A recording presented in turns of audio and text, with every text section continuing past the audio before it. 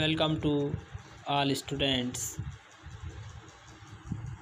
Today we are going to start poem for children H.W. Longfellow।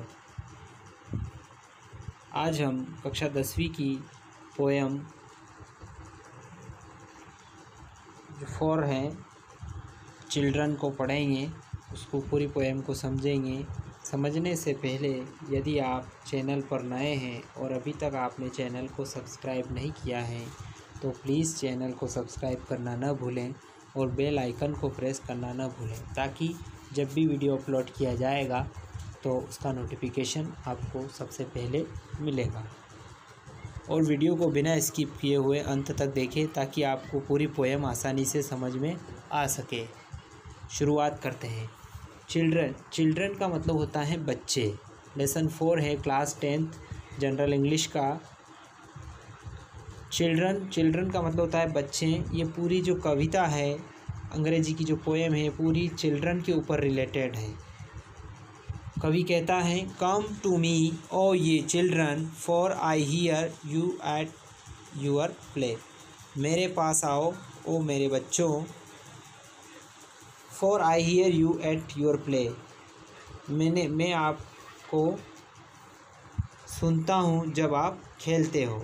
And the questions that perplexed me have vanished away. Vanished का मतलब यहाँ पे है गायब हो जाना, quit away.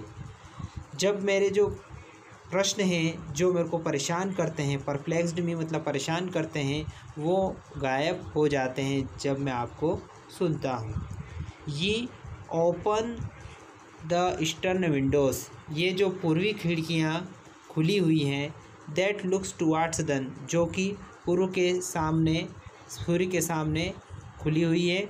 Where thoughts are singing swallows and the brooks of morning sun. जहाँ पर जो विचार हैं वो पक्षी की तरह गाते रहते हैं और जो सुबह का जो नाला है वो बहता रहता है। In your hearts the birds and the sunshine. कभी बच्चों से कहता है कि तुम्हारे हृदय में पक्षी और सूर्य की धूप है। इन योर थॉट्स, तुम्हारे विचारों में ब्रुकलेट्स फ्लो ना, जो बहता हुआ धारा प्रवाह है वो तुम्हारे विचारों में है। बट इन माइंड, परंतु मेरे अंदर द विंड ऑफ ऑटम, पतझड़ की हवा है। And the first fall of snow, और जो बर्फ़बारी होती है, प्रथम बर्फ़बारी होती है, वो मेरे हृदय में है। कवि फिर आगे कहता है, कम टू मी, मेरे पास आओ ओ बच्चों, and whisper in my ear, और मेरे कान में कुछ फुसफुसाओ। What the birds and the winds are singing, कि पक्षी और हवा क्या गा रही हैं। इन यूर सन्नी एटमॉस्फेयर, तुम्हारे जो धूप वाला वातावरण है, पर्यावरण है, इसमें बच्चे और पक्षी क्या गा रहे हैं, ये कवि बच्चों से कहता है। फॉर वाट ऑल आवर कंट्राइविंग्स, जो जितनी भी कंट्राइविंग्स का मीनिंग यहाँ देख लेंगे, चतुर योजनाएं, जितनी भी हमारी चतुर योजनाएं हैं उनके लिए। And the wisdom of our books, हमारी किताबों की बुद्धिमत्ता के लिए। व्हेन कंपेयर्ड यूर केयर्सिस, जब तुम्हारे चुम्बन की तुलना उससे की जाती है। ग्लैडनेस ऑफ यूर लुक्स, तुम्हारी खुशहाली की तुलना उससे की जाती हैं। उससे ये सारी चतुर योजनाएं तुलनात्मक हैं। ये are better than all the ballads, तुम जितनी भी बलाड्स हैं, कविताएं हैं, गीत हैं, उनसे बहुत अच्छे हो। दैट ईवर वर्स संग आर सेड, जिसको गाया जा सकता है, कहा जा सकता है। फॉर ये आर लिविंग पोएम्स, और ये क्योंकि ये जो हैं सजीव कविताएं हैं, बच्चे सजीव कविताएं हैं। And all the rest are dead, और बाकी जो कविताएं हैं वो मृत हैं। कवि यहाँ पे H.W. लॉन्गफिलो कवि का नाम, इन्होंने बहुत ही अच्छा वर्णन बच्चों के बारे में किया है। अबाउट द पोएम के बारे में भी जान लेते हैं। The present poem is about children, ये जो पोएम है बच्चों के बारे में है। The the poet says that, कवि कहता है कि children spread Joy and relieve us from anxieties of life, बच्चे आनंद फैलाते हैं और हमें चिंताओं से मुक्त करते हैं, जीवन की चिंताओं से मुक्त करते हैं।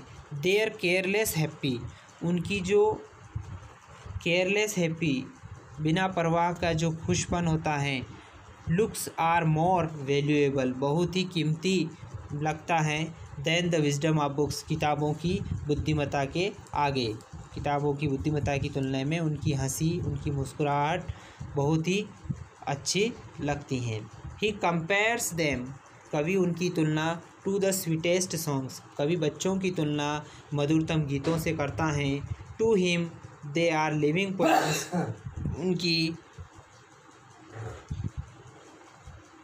उनकी तुलना जीवित कविताओं से करता है। एवरीथिंग एल्स इज़ लाइफलेस, और इसके अलावा बाकी सब जीवनहीन है। तो साथियों, पूरी पोएम मैंने आपको समझाई है, समझाने का प्रयास मेरे द्वारा किया गया है। उम्मीद है कि आपको पूरी पोएम समझ में आ गई होगी। बच्चों के बारे में पोएम अच्छी लगे तो लाइक करें। अब मैं इसके साथ ही साथ आपको इसके मीनिंग्स भी आपको समझा देता हूँ कि क्या इसके मीनिंग्स है। पहला है परप्लेक्स। परप्लेक्स का होता है चिंतित होना, कंफ्यूज्ड होना। वेनिश, वेनिश का मतलब होता है गायब हो जाना। टू डिसअपीयर सडनली, अचानक गायब हो जाना। स्वेलो, स्वेलो का मतलब होता है एक छोटी सी चिड़िया होती है विथ लॉन्ग पॉइंटेड विंग्स, जिसके लंबा पंख होता है, टेल विथ 2 पॉइंट्स, तो एक चिड़िया का नाम है स्वेलो। ब्रुक, ब्रुक का मतलब ए स्मॉल रिवर, स्मॉल रिवर मतलब नाले से संबंधित है।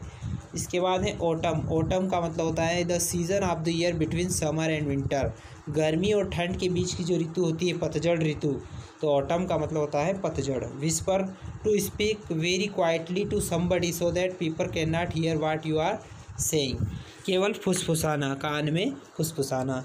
इसके बाद कंट्राइविंग्स, कंट्राइविंग्स का मतलब होता है चतुर योजनाएं। इसके बाद है केयरसेस।